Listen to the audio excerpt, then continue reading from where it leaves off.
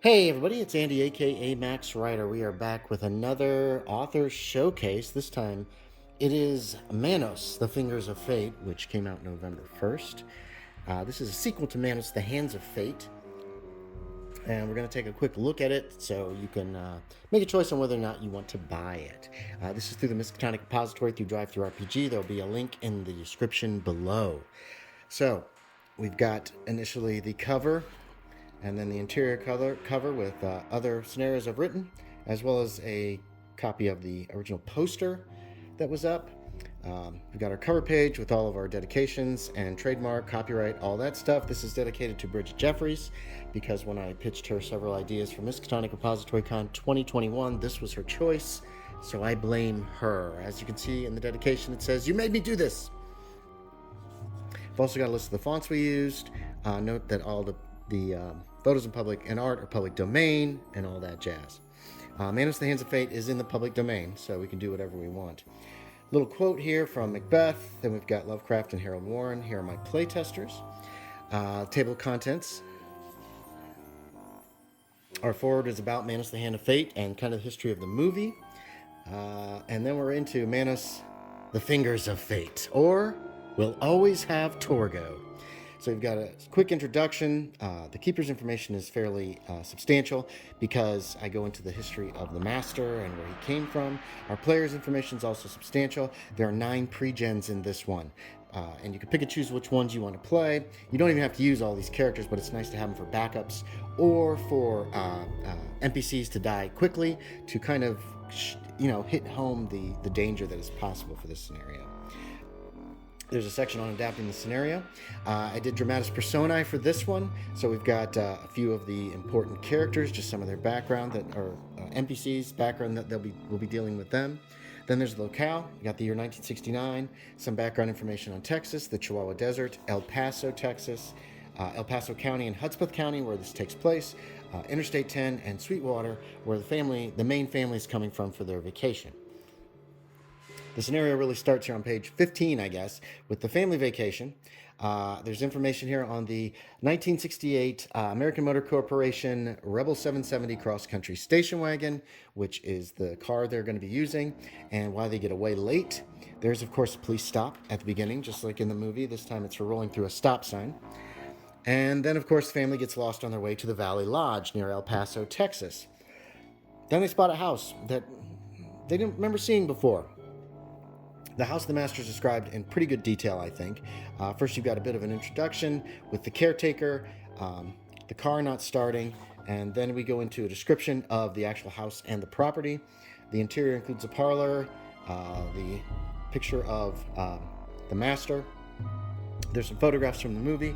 I had to actually redo these pages because though these photographs looked really good on PDF, when they printed out, they were way too dark. So I had to redo a lot of these pictures after I did the initial print of this. And then I reprinted these pages out so I could show people. We've got a small kitchen, dining room, the bedroom, Michael's room that was once Torgo's room, the exterior of the house, and then there are some of the secrets, why things are happening the way they're happening, and you've got the dark place, aka the tomb. There's also some odd books that can be found in the house, so the players can actually get some background information on the Master and Manos and why what is happening is happening. If you want to play this more like the original, just skip this. They don't exist. Then we're into staying the night as the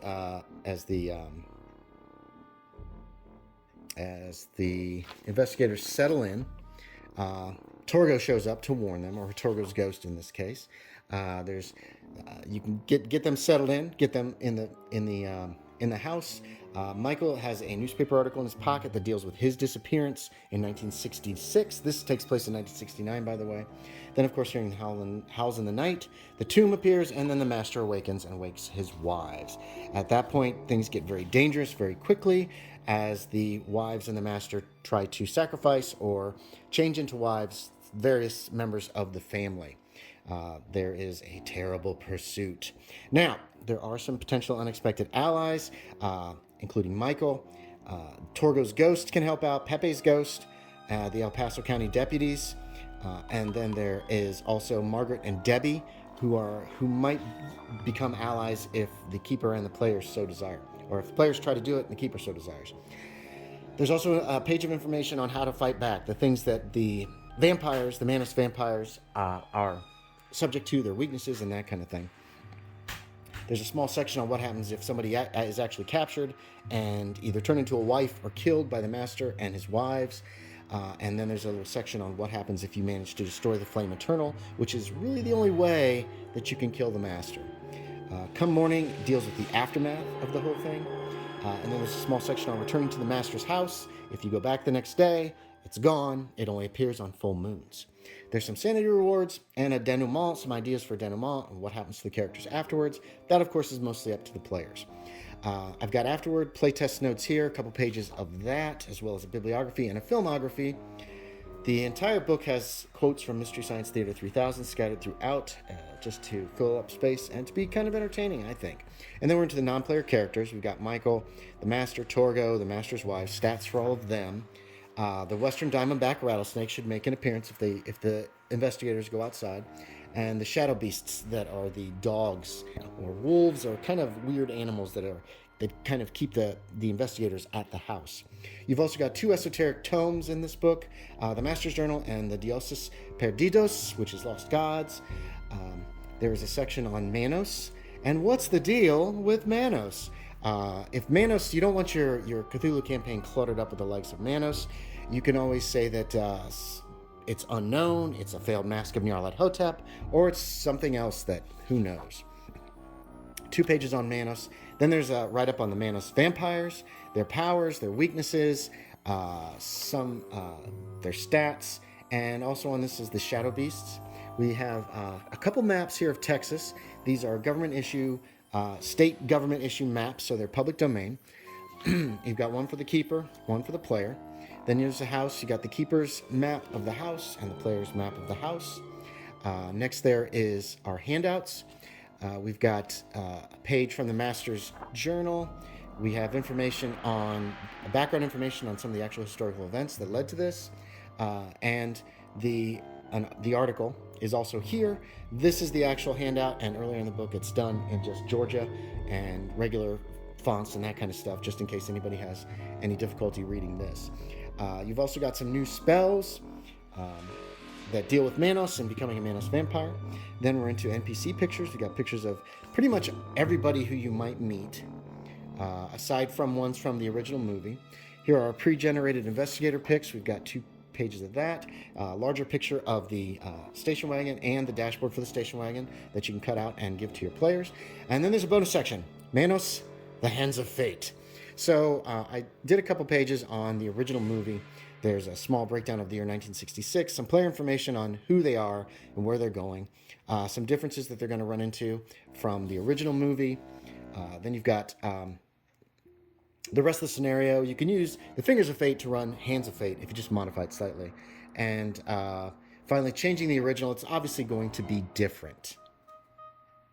Next, we've got pause points and the MST3K variant. Pause points are, if you want to make this just like the movie, then you do pause points. And this is giving some points out, bonus points to basically make it more boring. If your characters stand around and do nothing for long periods of time, if they state the obvious or say things that are obviously not true, like, oh, it's getting dark out, when it's obviously not, you can give them some pause points they can use for bonus points later, or add to their luck or their sanity. There's also the MST3K variant, which is a play on Mystery Science Theater 3000, wherein you invite a couple friends over and they riff on the game the entire time, or you encourage your players to speak out of character and make fun of the things that are happening.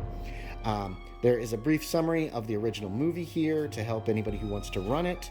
And then we've got the original 1966 investigators, Michael Jones, Margaret Jones, Deborah Jones, Deputy William Bowers, Deputy Peter Johnson, Bernard Rosen and his girlfriend, where is she? Joyce Miller, and of course, Pepe. And then we've got some pictures of all of them. These pictures came out a little kind of bright and glaring because they're screenshots taken from the original public domain movie. Next, we have our regular investigators in brief, and then we have character sheets for our investigators. We have Leroy Waldrop, he's a used car salesman. Donna Waldrop, she sells Tupperware and is a housewife. Phyllis Waldrop, the older sister, a liberal and a progressive. And then we've got Melvin Waldrop, who is kind of a chunky younger son of the Waldrips. Then we have the in-laws, Hugh Utley. He is a county clerk in nearby Colorado City. We've got Gladys Utley, who does like light fashion design for people in her town and is the sister of Donna. Jerry Utley is their older son. He's kind of sweaty. And Doug Utley is their younger son, and he is a reader. Finally, we have Aunt Irene Yotz, who is the sister of the other two women, and she is kind of a hoot.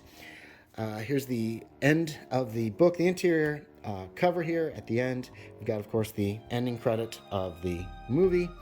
A little about the author bit, and then we have your back page, which gives us kind of our blurbs for for the whole thing. And actually, I screwed that up. I didn't put the title there, but that's okay. It doesn't really need it. So there it is.